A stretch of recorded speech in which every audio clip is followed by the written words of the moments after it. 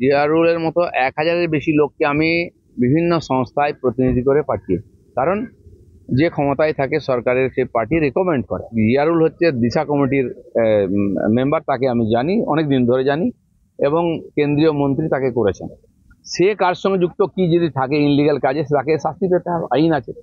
কিন্তু উনি কি করে জানলেন যে বারিক বিশ্বাসের সঙ্গে যোগাযোগ আছে? ওনারও কি বারিক বিশ্বাসের সঙ্গে যোগাযোগ আছে? আমি যদি বলি, আর অর্জুন সিং এর লালার সঙ্গে যোগাযোগ আছে, নিয়মিত কয়লার টাকা নেয়। আমি এমনি বলছি না।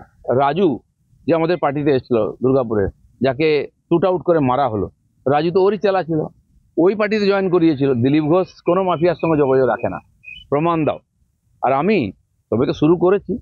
কে কে কালো গরুর দুধ খায়, কে পাথরের মূর্তি বিক্রি করে, কে আর বালি খাদান খুঁড়ে বেড়ায়, অনেক আছে যারা ওইখান থেকে এসছেন, সব বোঝা নিয়ে এসছেন।